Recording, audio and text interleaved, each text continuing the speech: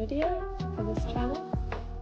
Today we're building the sky pool, which is, you may have seen in the thumbnail, a kind of famous pool that we have in London, which is where I live.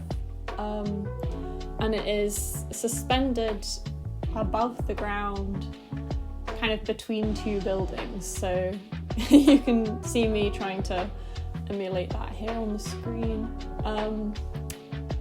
I obviously couldn't really replicate it exactly because the real buildings are 10 stories tall maybe-ish, I think, and we can't make something that tall in The Sims 4. So I think this is just 3 stories tall, but I feel like it still managed to kind of mimic the effect, which was quite cool. But yeah, so I was really just taking inspiration from that real life building rather than trying to actually sort of 100% replicate what exists in real life. So yeah, this is kind of inspired by that piece of architecture. I haven't put any pictures of the pool here in the video. I've only put them in the thumbnail.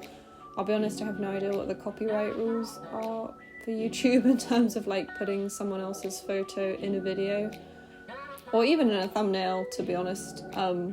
I guess potentially I would have to change that if someone had a problem with it, but I can change a thumbnail in Shimper. I can't change sort of an edited video. So yeah, sorry, no pictures in the actual video. But if you wanted to see more photos of it than what I put in the thumbnail, you could just kind of Google Sky Pool London, and I'm pretty sure it's the first thing that comes up. I don't think we have any other pools in the sky in this city, at least not that are, suspended in the same way. But yeah, so I kind of got the 2 buildings and the pool together pretty quickly, to be honest. I was maybe expecting it to be slightly more arduous. But yeah, as you can see on screen, I've already sort of moved on to building something else. It only took a couple of minutes, at least sped up. It's more in real time. To get the pool in and looking the way I wanted it to. And yeah, I just kind of put a bunch of windows around the side of the pool, and then I used that island living sort of see-through floor piece that you can buy. I think it's in decoration somewhere. I did think I was gonna try and look at if you could do a flat roof or something, but I don't think that's that possible, at least that I could figure out. I'd be curious if anyone was able to, I don't know, build this a different way. But yeah, so we kind of have this more checkerboarded pool, I guess, meaning that you can see I guess if we're using our imagination, it would be beams to hold the pool up. But yeah, in real life the thing is just totally, I mean, it can't be glass, but perspex or something, I suppose, which is crazy. Just, I don't know. Personally, I have no desire to swim in that pool. I'm not so good with heights anyway, and I don't know. I think I would just find that super anxiety inducing. Obviously people have been swimming in it probably every day since it was opened and have been absolutely fine, but you just get these intrusive thoughts, what if there was suddenly an earthquake, and I don't know, we'd be much safer in a doorway, right? But then I suppose if there's an earthquake, maybe bad things are going to happen anyway. But yeah, personally I don't think I would enjoy swimming in that pool that much. I'm very happy swimming in pools on the ground for now. I'm not going to seek out that new experience.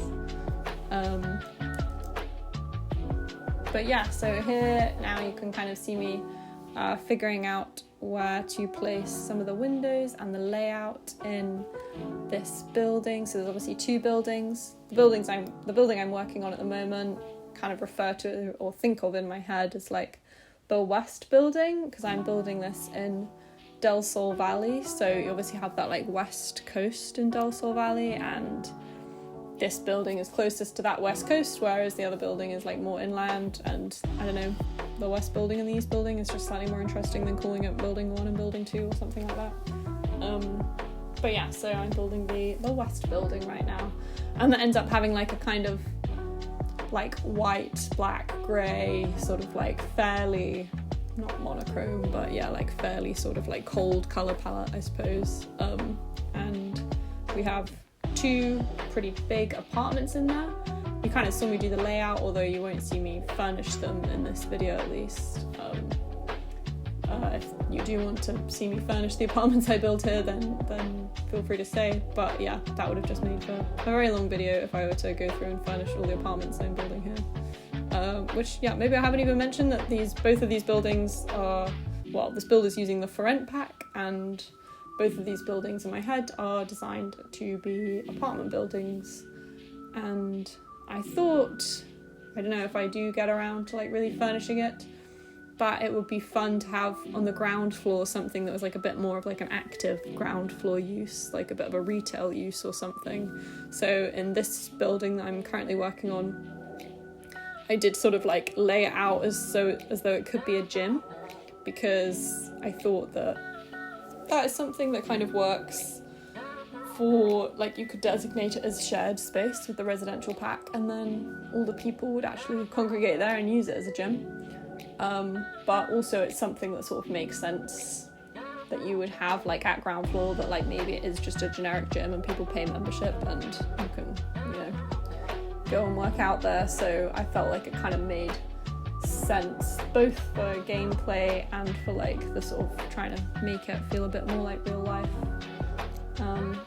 But yeah, so I kind of introduced the colour palette here, and we basically, yeah, just have these sort of like big expansive windows. It's like pretty, all very like modern in its design.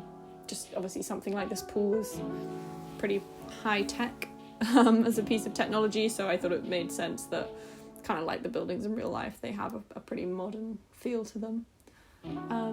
Yeah, and they obviously both have these like great roof terraces up top, which I don't fully decorate for the moment. Like, I try to put some greenery and stuff up there to make them look a bit appealing, but yeah, it would be fun to like get some barbecues and some sun lounges and yeah, stuff that can make the space shared for the residents who live here. And now we're doing a little bit of work on the other building. Unfortunately, I forgot to record the bit where I do quite a lot of the work on the outside of this building, the east building. It has a very different colour scheme. I went for more like green and brown, which I feel like sound a bit random for a modern build, but again, if you Google the real life buildings which are attached to the sky pool, they are actually green and brown. And I think I like how they look. I don't know if I have a strong opinion on it, to be honest. But yeah, I thought it'd be kind of fun to like put one of these buildings in the same style, try and emulate it a bit, take a bit more inspiration from the real life building. So yeah, that's what I chose to do with this one, and yeah, just messing around with the floor plan a bit here, putting in some balconies, stuff like that. And this building has kind of, I can't remember, I think it's like one sort of what we in the UK would call a maisonette, which is basically a like 2-storied flat that you access from ground level. Which might sound a bit confusing, but we would call that a maisonette over here. So this building has a maisonette, and then I think also a couple of like 1-bedroom and studio apartments up the top, so like some smaller apartments. I think it'll be quite fun to like design a sort of like modern studio apartment, especially with like I have tiny living stuff, so you can create pretty nice looking like small apartments in The Sims 4. Yeah, so you can see at some point I've jumped here and all the windows have appeared. Although I do redo the windows on this side, so you will see that, because I don't know if you can see what I have at the moment, but it's just a bit all over the place, so I make it just much simpler. To be honest, I struggled with the windows on this building. Like, I wanted them to look interesting, but not peculiar. So hopefully I kind of managed that in the end. But yeah, obviously this design is a lot more just kind of straightforward modern, but I think it does look better than what I had before, where you had like, I don't know, different windows on every story. I just struggle to make that work personally. Maybe a better builder than I am could do it. But yeah, so in that building over there, in the east building, we have a laundrette on the ground floor, or at least space where you can put in a laundrette. Again, same theory as I was thinking with the gym on the other side. It's like something that the residents can use, but like could supposedly also be just like a retail shop that other people could like pay to come in and use the laundrette. So yeah, that was my thinking behind kind of like having those two things on the ground floor in addition to the apartments above. And yeah, I've moved on to landscaping. This video does very much just focus on the outside of these buildings, like their external appearance. Yeah, sorry, there are a few cuts where I've like skipped showing you the layout of certain bits of the buildings because I never end up furnishing them, so that'd probably be a bit boring to watch. But yeah, apologies if you find the cuts annoying. But yeah, so I'm mostly working on the outside. Again, just trying to go for a really modern feel, but it's tricky when you've got two buildings opposite each other. I was really trying to avoid doing anything too symmetrical. I think just a really... I think it's not a good tendency in The Sims 4 when I'm like trying to build something and make it look either modern or smart or like quite kind of like, I don't know, wealthy or like, I don't know, smart, to just gravitate towards making things symmetrical, and then you kind of like take a step back and you look at what you've built, and I think it just ends up looking a bit boring when you make everything symmetrical. Like, maybe it works if you're doing like some really fancy manor house or like a castle or something like that, but for this kind of building I thought it's just gonna look so dull if I try to make it all symmetrical. So yeah, I try to like put in planters and trees, kind of made my own planters as you just saw, using the platform tool and then just using that platform trim, which I thought kind of looks like it could be a planter.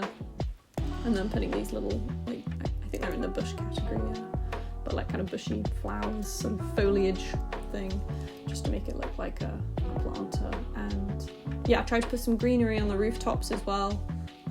This is in Del Sol Valley, so I guess, I don't know, I did also like change the grass texture on this lot to be greener, because I did want it to look like it was kind of like quite an upmarket building, I guess.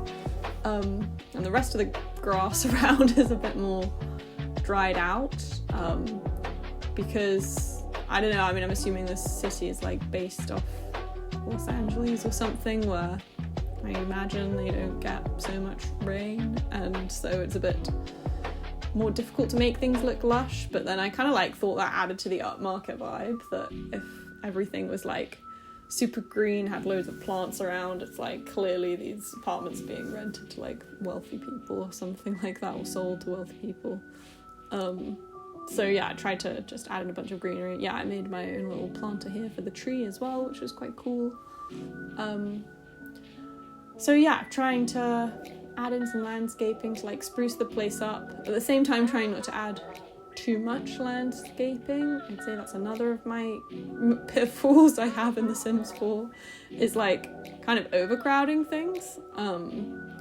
It can be so tempting, because I think the landscaping options we have, are pretty good. Like, I was only using stuff from the like normal build by menu here. I didn't go into like debug or live edit objects.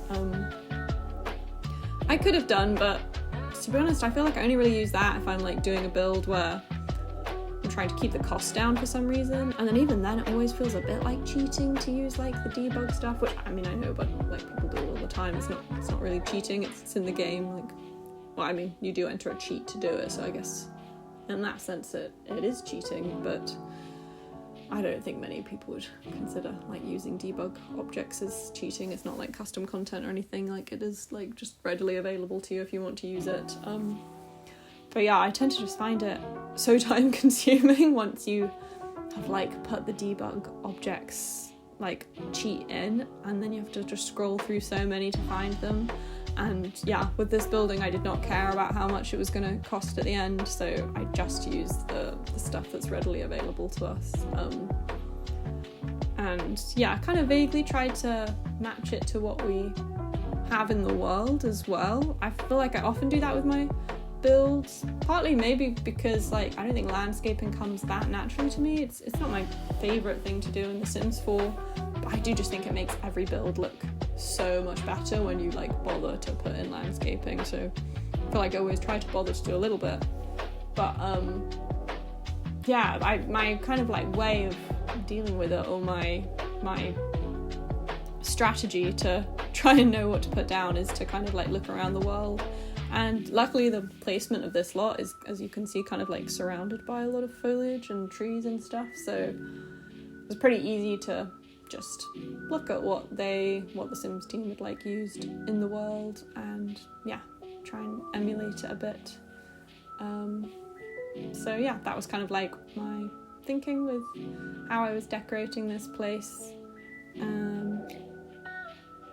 Yeah, and so just like chucking in a few more trees and bushes and that kind of thing. Yeah, I guess trying to like give each corner its own sort of vibe, just to keep it a bit more exciting. You may have seen in the screenshots in the beginning, like I tried to, I don't know, make the building look interesting from more than one angle. It is tough when you're doing a big build, I find, to make something look interesting from every angle. I don't know how well I managed it here, but that was at least my aim with doing this. But yeah, I really just wanted it to look like it fit in with the world. And yeah, I chose Del Sol Valley, I guess, I don't know, because of the whole like celebrity vibe. It sort of made sense to me that sort of an expensive building like this would be in Del Sol Valley. I guess I could have also put it in City Living, but there aren't that many lots that you could convert into like free build apartment lots in City Living. I think there's that one in like the Spice District, which maybe you could use. But anyway, I put it here.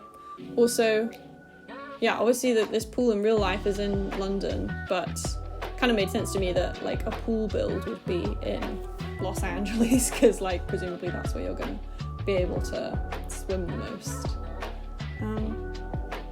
But yeah, we're kind of wrapping up the build here. I'm just like adding a few final touches to the outside of the balconies. Let me know if you do want to see me like furnish any of the apartments inside of it, so that could be fun. But yeah, for now I will just leave this like this, and thank you so much for watching, and I will see you in the next one.